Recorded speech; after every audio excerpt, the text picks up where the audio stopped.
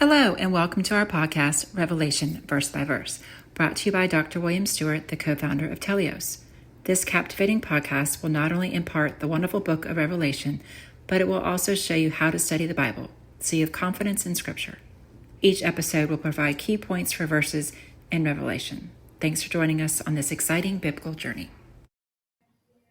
Hi, I'm William Stewart, co-founder of Telios. Welcome back to our verse-by-verse study on the book of Revelation. Such an important study. Tells us so much of our hope that we have in our salvation after we accept by faith alone the gracious salvation provided for us through Christ's death and resurrection.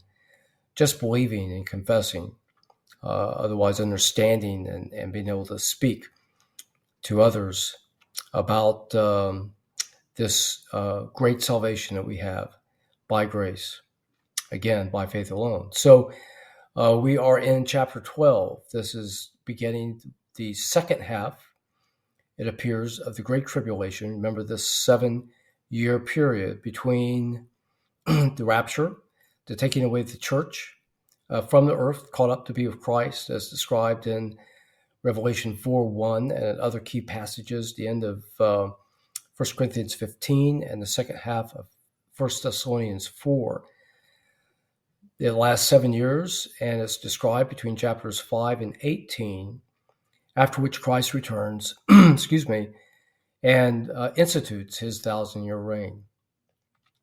Okay, so in chapter 12 so far, we've covered Israel. This chapter focuses on Israel, the fact that it birthed the Christ child that Satan wanted to destroy, but the victory ultimately belongs to Christ.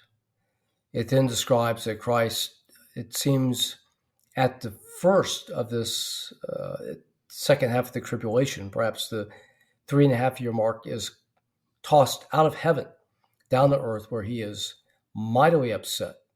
And we hear what happens next. Verse 13, there was rejoicing in heaven. Verse 13 in the King James. And when the dragon saw that he was cast on the earth, he persecuted the woman, otherwise Israel, which brought forth the man-child, Christ. Verse 14, and to the woman were given 2 wings of a great eagle, that she might fly into the wilderness, into her place, where she is nourished for a time and times and a half from the face of the serpent being Satan. So this integrates nicely with Matthew 24 in the Olivet Discourse, where Israel is told that at the abomination of desolation, in the temple where it's desolated by the Antichrist, halfway through the tribulation, they are to immediately, don't stop and do anything, flee into the wilderness. And here there's provision. This reminds us of Elijah when he left his great battle with the prophets of Baal and Jezebel and Ahab, and fled into the wilderness, and where God kept a remnant and nourished him. So after this time, then we read in verse 15, and the serpent cast out of his mouth as a flood after the woman, that he might cause her to be carried away by the flood. And the earth helped the woman, and the earth opened her mouth and swallowed up the flood, which the dragon cast out of his mouth. Now I say after this time, again, this is part of the Great Tribulation. We don't know what the flood is. Some people have tried to spiritualize this, and however, it seems to be some event, and probably is some sort of flood, that is able to flow into the bowels of the earth to help save Israel. And this one, you may have some ideas yourself. I can't describe it beyond this, and I don't know anybody who's been able to do it. I could have missed it. However, verse 17, and the dragon was wroth, or angry, with the woman. Again, the woman is Israel, and went to make war on the remnant of her seed. So the remnant here is probably the believers, the Israeli believers who are left and have not been killed. And God has always kept a remnant of believing Israel throughout the ages and has kept it here. We know that earlier in this study, in chapter 6, we saw that at the beginning of the tribulation, he chose 144,000 Jews out of the 12 tribes to spread his word, be his people. And some of that may be, these may be new believers, maybe part of the original 144,000. We don't know. God keeps a faithful Jewish remnant.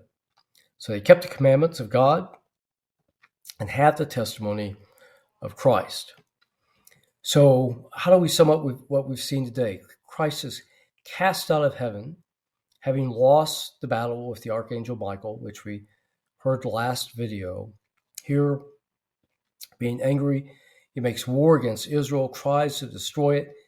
God protects them, and the remnant of believing Jews is preserved. And of course, it will be this remnant which helps populate the eternal kingdom of Christ after he returns. Okay, very informative. Thank you for joining me today. Next time we'll talk about the Antichrist. Very interesting information. I'll look forward to seeing you then. Thanks for listening to this episode of our podcast, Revelation Verse by Verse. We hope you found the teachings both interesting and informative. Join us next week for another exciting episode. To listen to all episodes, please visit our website, teliosresearch.com. That's TELEIOS. Thank you.